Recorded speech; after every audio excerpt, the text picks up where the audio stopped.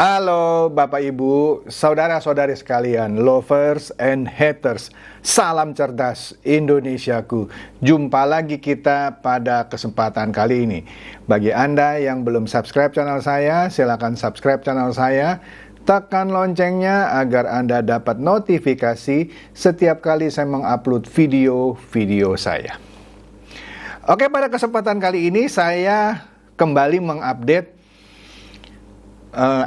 kalau saya mau sebut ya, perkembangan yang tak terduga gitu ya dari peta konstelasi politik capres-cawapres. Menarik. Jadi begini, sebelumnya sinyal-sinyalnya kan tegas gitu ya. Sepertinya Sandiaga Uno keluar dari Gerindra, partai besar tuh, gabung ke partai paling kecil kalau dari urutan kursi parlemen, yaitu ke P3 yang kursinya cuma 19 ya.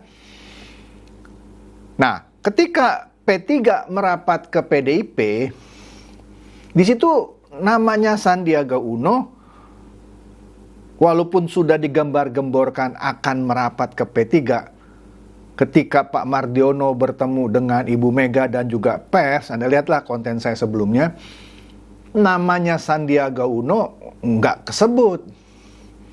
Kemudian juga Ibu Mega sepertinya nggak sebut-sebut tuh bahwa Sandiaga Uno sebagai cawapresnya Ganjar. Oke lah, memang nggak mau keburu-buru gitu ya.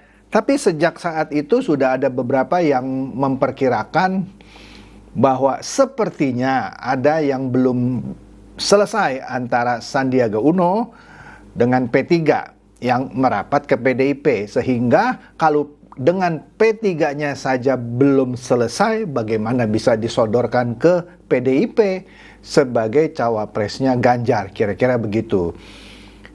Ya, saya setuju juga gitu ya, sehingga sinyal bahwa Sandi nantinya akan menggandeng PKS merapat ke PDIP, saya juga kok merasa agak sulit ya, karena selama ini walaupun di level daerah PDIP juga suka berkoalisi dengan PKS untuk merebutkan kursi misalnya gubernur, wali kota gitu ya. Tapi kalau di tingkat nasional di Pilpres gitu ya, nggak pernah PKS itu berkoalisi dengan PDIP. Nah, akhirnya teka-teki itu terjawab. Bukannya Sandi yang membawa PKS ke PDIP sepertinya ya.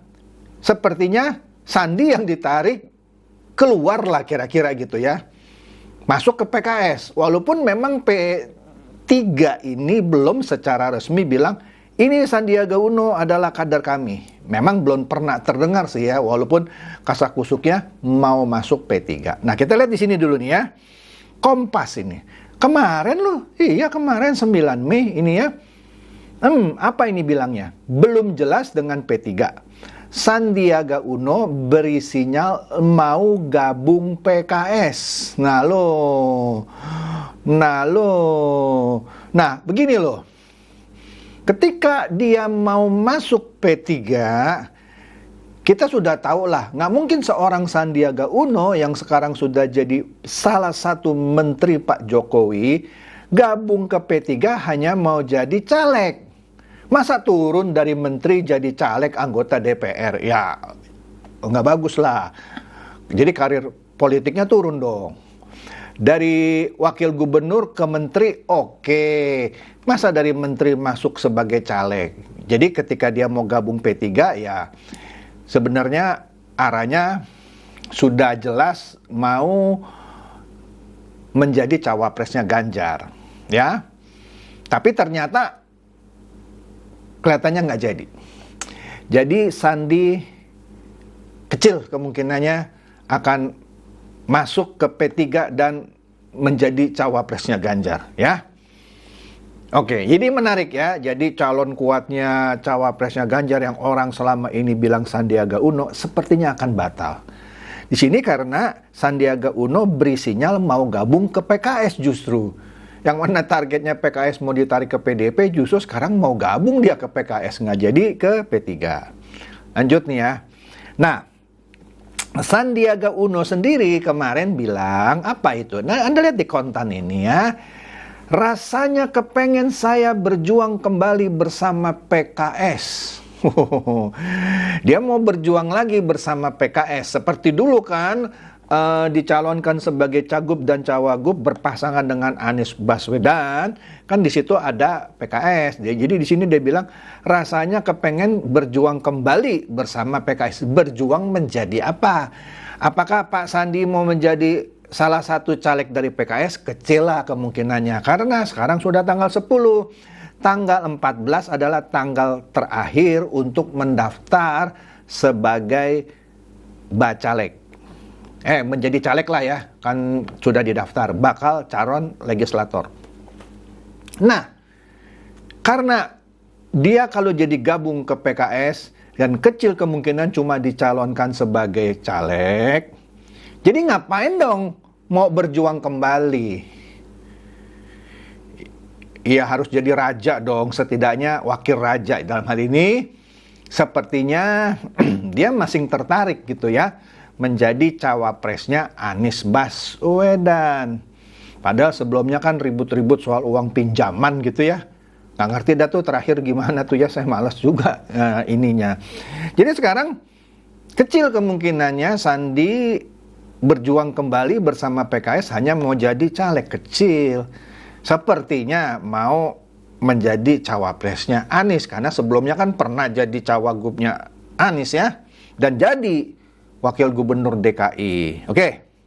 Kemudian FIFA ini mengulas pendapat dari Presiden Partai Keadilan Sejahtera. Dikatakan di sini Presiden PKS akui Sandiaga Uno berpeluang jadi cawapres Anies. Astaga. Nah, jadi menurut saya Koalisi Indonesia Perubahan ini sepertinya bukan solid, sulit. Ya memang ya, sampai sekarang belum ada satu koalisi pun yang berani mengumumkan cawapresnya, karena saling tunggu. Nah, yang di KIP ini, Koalisi Indonesia Perubahan, ini unik. Demokrat pasti kuku mendukung AHY sebagai cawapresnya Anies, pasti. Ya.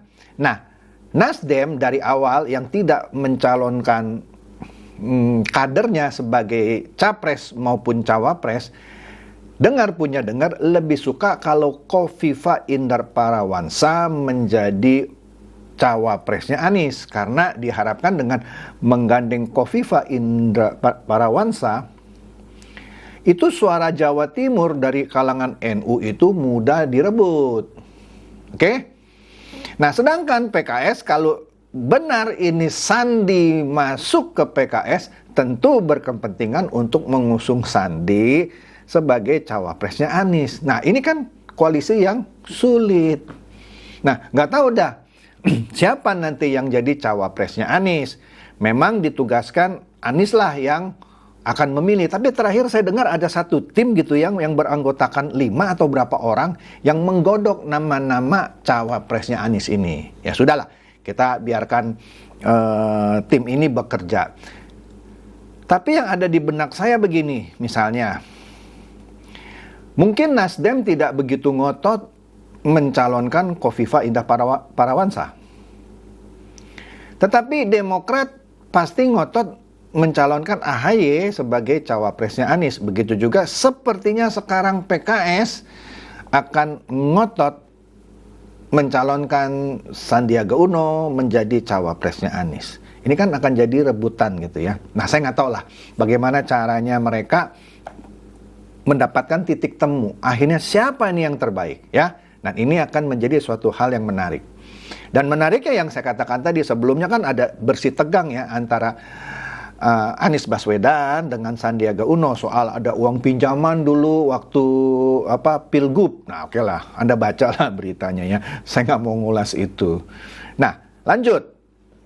Nah, di sini di Metro TV juga ditegaskan sekali lagi bahwa PKS ungkap peluang Sandiaga Uno duet dengan Anies di Pilpres 2024. Jadi sepertinya hampir dipastikan PKS menjagokan Sandiaga Uno sebagai cawapresnya Anies. Nah, dia akan bersaing nih sama AHY.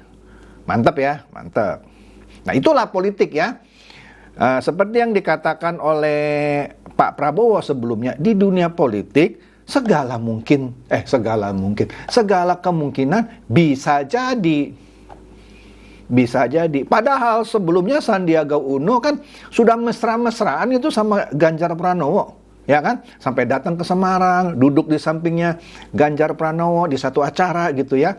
Beberapa hari setelah Ganjar Pranowo diumumkan sebagai capres dari PDIP, langsung Sandiaga Uno sowan gitu ya, merapat gitu ya. Tetapi sepertinya kondisi berkata lain. Dengar punya dengar, Ibu Mega berpendapat, katanya loh, Sandi itu tidak bisa dianggap representatif NU.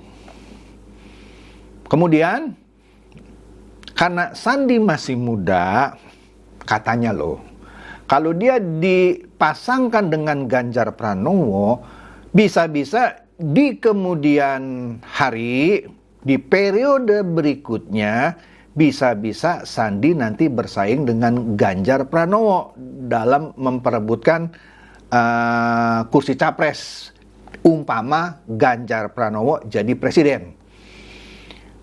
Malah ada yang berkata sepertinya Ibu Megawati suka figur NU gitu yang sudah sepuh seperti Ma'ruf Amin.